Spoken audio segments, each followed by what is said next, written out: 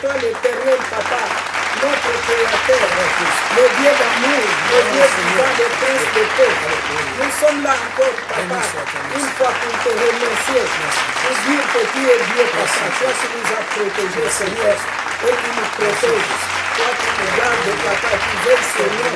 Merci pour toutes choses, Seigneur. Merci, Seigneur, toi qui es notre refuge, toi notre appui, Papa, notre secours. Nous venons te glorifier, Seigneur Jésus. Nous venons t'adorer, Papa, te célébrer. Nous venons dire que tu es incomparable. Nous venons dire que tu es le tout-puissant, Papa. Toi qui es le Dieu, Papa, qui sauve. Toi qui es le créateur de toutes choses, Alpha et Oméga. Rien n'est impossible à toi, notre Père. C'est pourquoi nous te glorifions, Papa. Nous te disons que tu es Dieu. Nous te disons, Seigneur, que tu es bon. Nous disons que tu es excellent. Nous disons que tu es le même, qui ne change jamais. Hier, aujourd'hui, éternellement. Merci, Seigneur Jésus, pour tout. Merci pour ta grâce. Merci pour ta miséricorde et compassion envers nous. Merci, Seigneur. Alléluia. Merci, Seigneur Jésus. Alléluia. Merci. Alléluia. Que l'Éternel notre Dieu soit béni. Amen. Amen. Chers frères et sœurs en Christ, shalom. Amen. C'est un jour merveilleux que le Seigneur nous donne aujourd'hui. Alléluia. Nous allons le célébrer. Nous allons glorifier son nom encore une fois de plus. Amen. Parler de sa part, c'est un privilège que le Seigneur nous donne. Alléluia. Et nous sommes dans la joie d'être avec vous aujourd'hui. Amen. Nous allons continuer avec le thème que nous avons commencé. Il s'agit de l'attachement à Dieu. Amen. L'attachement à Dieu qui est le fondement de la vie d'un enfant de Dieu. Amen. Quand nous sommes attachés à Dieu, celui qui est attaché à Dieu obtient sa faveur. Amen. Quand tu es attaché à Dieu, tu obtiens la faveur de Dieu. Amen. Avec la faveur de Dieu, tu as la paix. Amen. Avec la faveur de Dieu, tu as la promotion. Amen. Avec la faveur de Dieu, tu as la joie, tu as la vie. Celui qui s'attache à Dieu est mis à part. Amen. Il jouit de certains privilèges qui ne sont octroyés qu'à ceux que Dieu a favorisés. Amen. Bien-aimé, quand tu t'attaches à Dieu, tu n'es une autre personne. Amen. Tu jouis de sa divine protection. Amen. La Bible ne dit-elle pas, le malheur atteint souvent le juste, mais l'Éternel l'en délivre toujours. Amen. L'Éternel l'en délivre toujours. Même si le juste tombe, quelque part, le Seigneur le relève. Amen. Ça, c'est un privilège que Dieu accorde seulement à ceux qui lui sont attachés. Amen. Tu obtiens la distinction. Tu obtiens l'élévation. Amen. Tu obtiens la vie abondante. Amen. Tu obtiens la prospérité. Amen. Voilà tout ce que le Seigneur donne à ceux qui lui sont attachés. Ces choses ne sont données qu'à ceux qui sont attachés à Dieu. Amen. Bien-aimés, nous connaissons l'histoire. Nous savons tout ce que le Seigneur a fait. Abraham n'avait rien demandé. Même quand il ne demandait pas, le Seigneur lui a dit, je te donne, je te Amen. donne, je te donne, je te donne. Bien-aimé, quand tu es attaché à Dieu, Dieu fait de toi son ami. Amen. Dieu fait de toi, tu ne manqueras de rien. Nous allons voir dans le message qui va suivre, le sous-titre du message que nous avons donné aujourd'hui, c'est primogéniture et droit d'aînesse selon Dieu. Amen. Primogéniture et droit d'aînesse selon Dieu. Bien-aimé, il y a une différence entre la primogéniture et le droit d'aînesse. Amen. Nous allons expliquer ce terme afin que vous compreniez très bien. Quand, dans la nature, nous parlons de la primogéniture ou le droit d'aînesse. Dans la nature, pour les hommes, ce sont des choses qui sont communes, qui sont synonymes. Mais avec Dieu, ce n'est pas la même chose. Amen. Quand on parle de primogéniture, c'est quoi? C'est simplement être né le premier d'une famille. Dans une famille de 2 personnes, dans une famille de 3 enfants, dans une famille de 4 enfants, celui qui vient le premier, celui qui naît le premier, eh bien c'est celui-là qui est, selon les hommes, qui jouit du droit d'aînesse. Amen.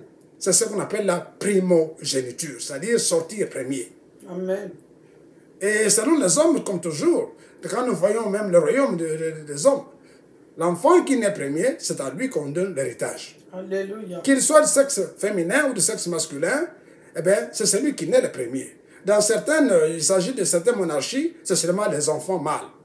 Dans d'autres monarchies, sans distinction, que ce soit une fille ou un homme, mâle ou femelle, celui qui naît le premier, et celui-là à qui on donne l'héritage. Ça, c'est ce qu'on appelle le droit agnatique, cognatique. Donc, qu'il soit mâle ou femelle, dès qu'il est né le premier, c'est à celui-là qu'on donne le droit d'héritage. Ça, c'est selon les hommes. Mais avec Dieu, les choses sont différentes. Avec Dieu, les choses sont différentes. Amen. Tu peux naître premier dans une famille de 5, 6, 7, 10 enfants ou 12 enfants, mais sans ne pas avoir le droit de naissance. Amen. Parce que pour Dieu, le droit de naissance, c'est un privilège. Alléluia. C'est un prestige. Alléluia. C'est une élection. Dieu élit quelqu'un. Parmi 5, parmi 3, parmi 2, parmi 6, le Seigneur va dire, quelle que soit ta position. Bien que la Bible dise que les aînés appartiennent à Dieu, quand on parle des aînés, les nés dont on parle dans la Bible, selon Dieu, ce n'est pas, la signification que nous donnons pardon, quand il s'agit des hommes. Amen. Les aînés dont Dieu parle, ce n'est pas nécessairement celui qui jouissent de droits organiques. Non, pour Dieu, c'est celui qui est attaché à lui. Amen. Alléluia. Alléluia. C'est celui qui est attaché à lui. C'est celui-là qui sera l'aîné. L'aîné pour Dieu, Gloire à Jésus. Dieu investit. Amen. C'est un droit que Dieu donne. Amen. Qu'il investit dans une famille à celui qui lui est attaché. Alléluia. Nous allons voir des exemples, dans les exemples qui vont suivre, les familles de la terre qui sont illustres, que nous connaissons. Et nous voyons que dans toutes ces familles, dans la plupart de ces familles, Dieu a désigné lui-même l'aîné. Amen. Dans la première famille, la famille d'Adam et Ève, Adam et Ève ont eu comme premier enfant Caïn. Mais ce n'est pas Caïn qui a eu le droit de naissance. Amen. Il était né. Ça, c'est la primogéniture. Il est né premier. Mais quand ils sont partis pour offrir au Seigneur leur don, quand ils sont partis pour offrir le présent au Seigneur, la Bible dit que Dieu avait agréé. Amen. Avait agréé le sacrifice d'Abel. Amen. Et il avait rejeté le sacrifice de Caïn. Amen. Vous voyez, quand Dieu agrée ton sacrifice, il t'agrée. Amen. Quand Dieu te rejette ton sacrifice, quel que soit ce que tu es rejeté aussi. Amen. Et c'est comme ça que Caïn va se fâcher. Il sera jaloux au point d'aller tuer Abel. Amen. Il va le tuer. Et après la mort d'Abel, ce n'est pas Caïn qui a repris le droit de naissance, malgré qu'il avait la primogéniture. C'est l'enfant qui a suivi Seth qui avait eu le droit de naissance. Alléluia. C'est Seth qui a eu le droit de naissance. Nous progressons, pardon. Nous allons dans la famille d'Isaac. Isaac a eu 2 enfants, Ésaü et Jacob. C'était des jumeaux. Mais le premier qui est sorti, c'était Ésaü. C'est à lui que devait normalement être conféré le droit de naissance. Mais ce n'est pas Ésaü qui a eu le droit de naissance. Amen. Parce que malgré tout, Ésaü sera même forcé par Dieu de vendre son droit de naissance à Jacob, qui était le favori. Amen. Alléluia. Amen. Il a vendu son droit de naissance. Quand vous lisez l'histoire, vous vous dites, mais qu'est-ce qui se passe ici? Il y a des choses qui sont drôles. Ésaü va venir jusqu'à dire, eh bien, je n'ai pas besoin de ce droit de naissance. Donne-moi seulement à manger. Il donne à manger. Et le marché est conclu. Le marché est conclu, il a vendu. Quand il se rend compte, c'était trop tard.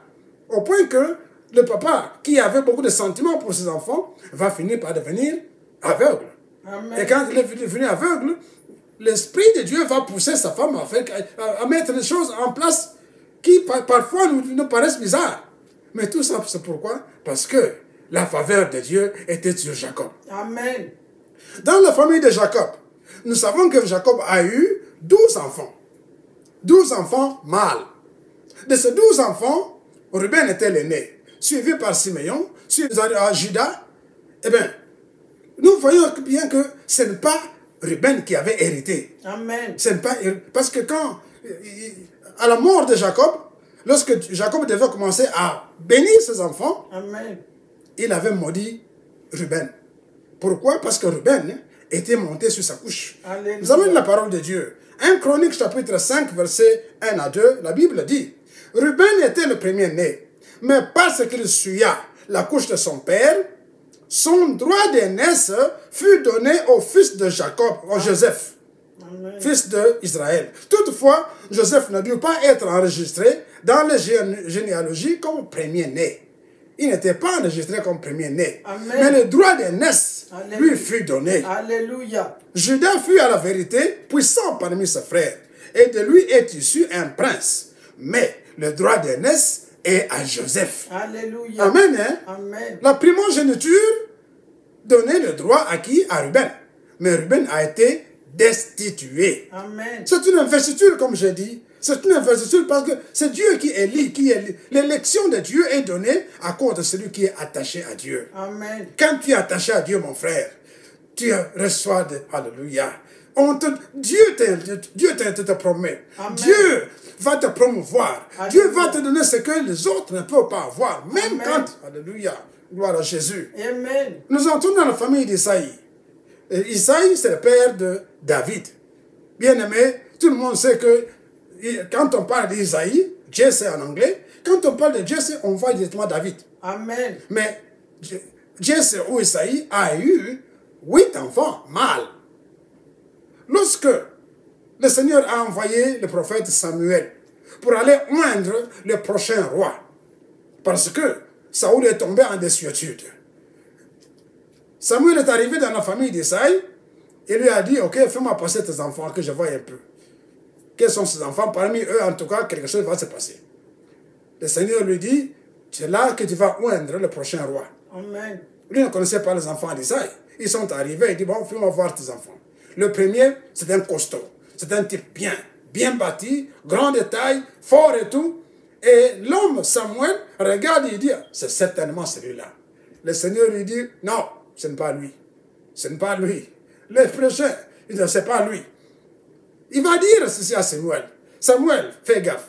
L'Éternel ne prend point, il dit, ne prend point garde à son apparence et à la hauteur de sa taille. Amen. Car je l'ai rejeté. Alléluia. Ça, c'est le fils aîné. Dieu dit, je n'ai pas besoin de sa grandeur. Je n'ai pas besoin de sa taille. Je n'ai pas besoin de ce qui... Non, pour moi, je l'ai rejeté. L'Éternel ne considère pas ce que l'homme considère. Amen. L'homme regarde à ce qui frappe les yeux. Amen. Mais l'Éternel regarde au cœur. Amen. Amen. Alléluia. Alléluia. L'homme regarde et voit, oh mais ce monsieur, il est gaillard, il est grand. Oh, c'est vraiment, il a l'autorité, il a l'argent, il a la puissance, il parle bien, il est ceci ou cela. Non, ça c'est ce qui frappe aux yeux. Amen. Ça c'est ce qui frappe aux yeux. L'Éternel regarde au cœur. Amen. Est-ce que ton cœur est attaché à l'Éternel? Alléluia. Le cœur de David était attaché à l'Éternel. Amen. 7 enfants sont passés devant le prophète, devant Samuel. Il dit non, pas celui-là, pas celui-là, pas celui-là, pas celui-là. À la fin, Dieu se dit, mais je ne sais pas, ce sont ceux-là qui sont valables. Il lui dit, mais tu n'as que ceux-là, tu n'as pas un autre enfant? Oh, ben j'ai un autre, un 8e, mais il garde le brebis, il est dans le bois, il garde le brebis, c'est pas celui. En tout cas, on ne peut pas penser à lui. Il lui dit non, fais-moi venir celui-là. Amen. Fais-moi venir celui-là. Et lorsque on a fait venir David, lorsque David arrive, l'homme de Dieu Samuel le regarde et dit, Dieu lui dit, c'est celui-là. Amen. C'est un enfant, il n'a que 17 ans, il est petit de taille et tout ça, il dit, c'est celui-là. C'est celui-là que moi j'ai choisi. Alléluia. Amen. Le Seigneur est merveilleux. Amen. Lui regarde au cœur. Amen. L'homme regarde à ce qui frappe les yeux. Amen. Mais l'Éternel, notre Dieu, regarde au cœur. Amen. Il lui dit, ce n'est pas ça, ce n'est pas celui-là. Moi, celui que j'ai choisi, c'est David. Alléluia. Oins-le. La Bible dit qu'il fut oint au milieu de ses frères, Amen. devant ses frères. Bien-aimé, Dieu regarde au cœur. Amen. L'attachement à Dieu, c'est ce qui va promouvoir, c'est ce qui va te mettre en relief devant Dieu. Amen. Quand tu es attaché à Dieu, Dieu te considère. Amen. Quand tu es attaché à Dieu, Dieu te promeut. Quand tu es attaché à Dieu, Dieu te donne la victoire. Amen. Ainsi, être attaché à Dieu, c'est aimer Dieu de tout son cœur, de toute son âme, de tout son esprit et de toute sa pensée. Amen. Quand tu aimes Dieu comme cela, et que tu mets Dieu au centre de ta vie, que tu mets Dieu premier en tout ce que tu fais, Dieu fait de toi son aîné. Amen. C'est une investiture. Dieu va te lire. Dieu va te donner ce privilège. Alléluia. Pour Dieu, c'est un privilège. Le droit d'aînesse, ce n'est pas n'importe quoi. Dieu te donne ça, non pas parce que tu es le premier, non pas parce que tu es fort, non pas parce que... Mais c'est lui qui est attaché à Dieu, Amen. qui a son cœur fidèle à Dieu. Amen. Voilà, c'est celui-là que Dieu élit. C'est celui-là que Dieu élève. Amen. Bien-aimés, aujourd'hui, nous parlons de ces choses, pas pour rien, parce que nous savons que quand tu es attaché à Dieu, tu es une autre personne. Amen. Il te met à part. Tu es différent. Dieu te donne des privilèges, un prestige qu'il ne donne qu'à ceux qui l'aiment. Amen. Nous voyons aussi un autre cas, c'est le cas de Corneille. Corneille était un centenier romain. Amen. Mais cet homme, comme il était attaché à Dieu, même s'il était païen, il n'avait pas encore reçu Jésus-Christ. Mais il priait toujours. Amen. Il avait compris que c'est Dieu qui a fait de grandes choses. C'est un Dieu puissant. Il était resté fidèle.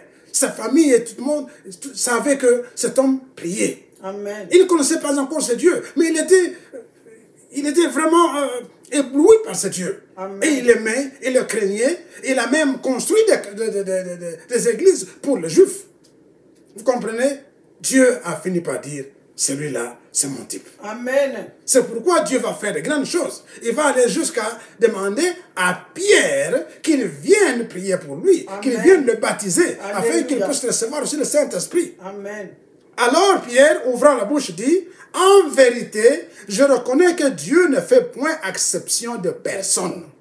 Mais qu'en toute nation, celui qui le craint et qui pratique la justice, lui est agréable. Agréable.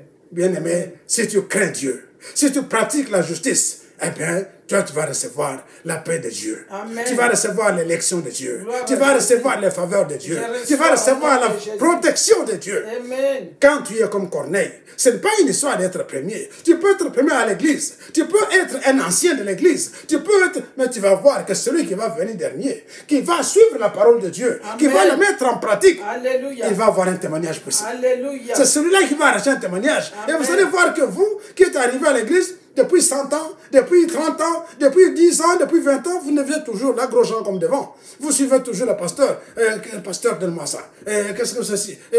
Tu vas plaire aux hommes.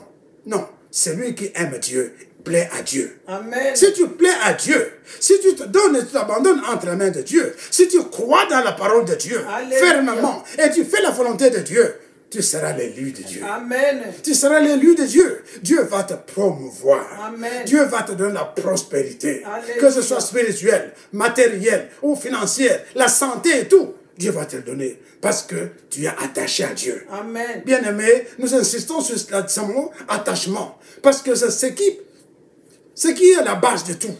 Amen. C'est ce que Dieu cherche. Dieu n'a pas donné son Fils pour rien. Dieu a donné son Fils Jésus-Christ afin que tous ceux qui lui sont attachés aient la vie. Amen. Qu'aient la vie éternelle. Bien-aimé, ce n'est pas parce que tu es grand, ce n'est pas parce que tu es premier à l'église que Dieu va te bénir. Mais c'est quand tu es attaché à lui. Amen. Nous connaissons notre cas. Caleb n'était pas juif. Amen. Caleb n'était pas juif. La Bible dit qu'il était le fils de Jephné et son père était un Kénizien. Mais lorsque Moïse devait choisir Alléluia. des gens qui devaient représenter Amen. la tribu de Juda, Amen. alléluia, c'était Caleb qui avait été choisi. Amen. Pourquoi? Parce qu'il était attaché à Dieu. Alléluia. Mon frère, ma soeur, si toi aussi tu es attaché à Dieu, Amen. même si tu n'es pas juif, même si tu n'es pas un grand chrétien, même si tu n'es pas fort, même si tu ne pries pas chaque jour, mais si tu es attaché à Dieu, eh bien, c'est toi que Dieu va élire. Alléluia. C'est toi que Dieu va élire. L'attachement à Dieu, aimer Dieu, craindre Dieu, Amen. faire ce que Dieu dit que nous devons faire. C'est toi que Dieu va élire. Amen. Bien-aimé, la Bible dit que quand nous sommes attachés à Dieu, la bénédiction d'Abraham aura pour nous qui étions païens son accomplissement en Jésus-Christ. Amen. La bénédiction d'Abraham aura son accomplissement en nous. Et cela en Jésus-Christ. Amen. Par Christ, même nous qui étions nés en dehors de l'élection de Dieu, des enfants de Dieu, nous sommes devenus maintenant enfants de Dieu. Enfants de Dieu, citoyens célestes. Amen. Bien-aimé, quand tu es attaché à Dieu, tu es un citoyen céleste. Alléluia. Tu es un enfant de Dieu. Amen. Tu jouis de la parole de Dieu. Amen. Tu jouis de la grandeur de Dieu. Merci, Tu jouis de Seigneur. l'élection de Dieu. Glory Le to Seigneur Jesus. sera toujours avec toi. Alléluia. Bien-aimé, voilà le message que j'avais aujourd'hui pour vous.